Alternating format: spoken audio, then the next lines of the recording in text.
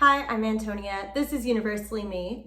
Follow me on Twitter and Instagram at Antonia Carlotta, and check out my Patreon where I post exclusive content and behind the scenes videos. One of my Patreon tier benefits is getting to pick the topic of a video, and it can be pretty much anything that you want as long as it's Lemley or Universal related. Today's video was picked by Katz Carter, and it turned into something pretty timely considering everything that's going on. Katz is a filmmaker, and he's really passionate about the craft and the history. When we were messaging, he talked about specifically being interested in Black filmmaking. He brought up movies like Showboat and Hellzapoppin, which have iconic performances by Black actors, and he wanted to know more about Universal's decision to cast them and more about the history of Black actors in films at Universal. This is such an important and underrepresented topic. I would say this was probably one of the harder videos to research for.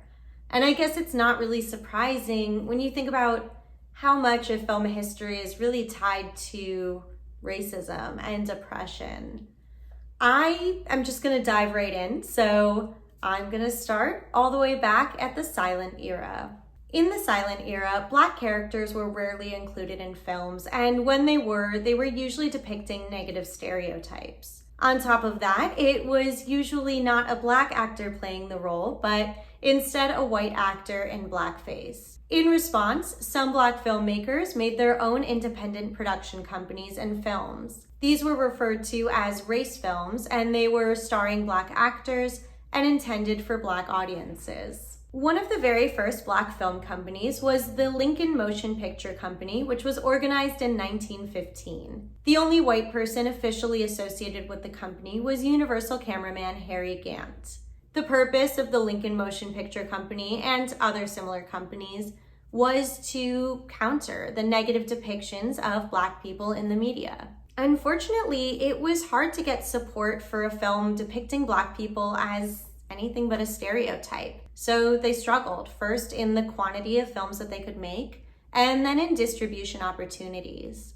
Many of these films are now lost, but one example, a rare race film that crossed over and had mainstream success, was Oscar Micheaux's Within Our Gates, which was released in 1920 and likely made in response to D.W. Griffith's Birth of a Nation. Noble Johnson, one of the lead actors and founding members of the Lincoln Motion Picture Company, spent a few years appearing in both Universal and Lincoln films. But fearing the competition, Universal eventually told him that he would have to pick between the two studios. He picked Universal, seeing it as a more stable option since they had more money behind them. He appeared in a variety of films for them, and because he was a light-skinned actor, he played a variety of ethnicities. Some movies that you can see him in include The Mummy, King Kong, and Ben-Hur. Throughout the 1920s, the film industry went through a major expansion, but it didn't expand the roles available to Black actors. Racist cultural norms still prohibited things like interracial relationships or movies with too many Black people, so they were mostly relegated to smaller roles. Pressure by Black media to have Black people in more visible roles did result in some more featured or extra roles, but it didn't have a positive impact on status off screen. For films that included Black actors in more prominent positions, they tended to lean really hard into those stereotypes or to reaffirming the status quo. Uncle Tom's Cabin, a story about slaves made in 1927, is a good example of this. Originally written by a white author, the film stars an all-white cast except for the title role. Universal went with a white cast because they thought that it would better appeal to the South, who they didn't think could sympathize with Black actors. James B. Lowe played the title role, and I think casting him was Universal's way of playing both sides.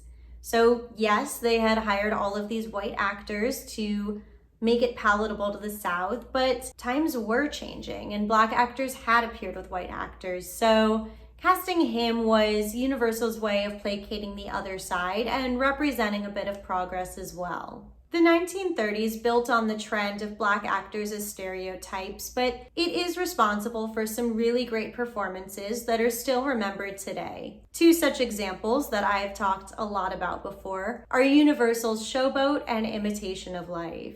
I have made 2 videos about Imitation of Life that I recommend watching so you can learn more about the history as well as the controversy. But I do recommend watching that movie. To this day, it's considered one of the most important films on race. In 1934, actor Clarence Muse wrote about the inner conflict of achieving mainstream success in roles like servants and fools, or to risk not working at all waiting for quality parts to come along. Roles for Black actors tended to lack substance, but he ultimately felt that it was better to have any representation than none at all. The advent of sound brought along many musical films, which finally allowed Black actors to break out of the typical subservient roles and be featured front and center. So I am going to use this opportunity to jump to 1941 and a film called Hellzapoppin. Now, this is really the first movie that Katz Carter brought up when we started discussing the history of Black actors in films and Universal's decision to cast them. 1941 is after my family left the studio, so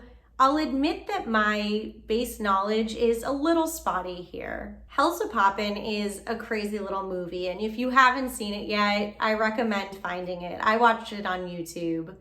It's sort of meta. It breaks the fourth wall a lot. It starts with this crazy song in hell, and then it's sort of a movie about making Hellzapoppin. About 45 minutes in, there's a Lindy Hop sequence that might be one of the most famous in history. The music was composed by Universal's music director, Charles Previn, and the dancers include Frances Mickey Jones, William Downs, Norma Miller, Billy Ricker, Willa Mae Ricker, Al Minns, Ann Johnson, and Frankie Manning. The musicians include Rex Stewart on the cornet, Elmer Fain on clarinet, Jap Jones on trombone, C.P. Johnstone on drums, and a famous duo called Slim and Slam. Slim played piano and guitar, and Slam played the bass. The sequence is a little random and not necessarily connected to any of the scenes around it, which I think is intentional because that makes it easy to omit when they play to audiences in the South. It's also interesting to note their costumes. So they're all dressed as drivers and chefs and maids. It's almost like they were working nearby and then just decided to jump in. And I think their costumes kind of speak to what I was talking about earlier, which is reaffirming the status quo. I could watch this sequence 1,000 times though. The music is so fun. They dance so fast. It is turn after turn and flip after flip. I'm gonna post the whole video below, and I definitely recommend that you watch it. There's 80 years between Hellzapoppin and today, so we really just covered the tip of the iceberg. I plan on doing more videos in the future about Black filmmakers and films and actors, but I recommend you go out and do some exploration on your own too. Thank you so much, Katz Carter, for the video idea. I think it was great, and don't forget to follow me on Twitter and Instagram at Antonia Carlotta, and check out my Patreon where I've got exclusive content, bonus videos, and you can pick a topic of your own. Thanks so much. Bye.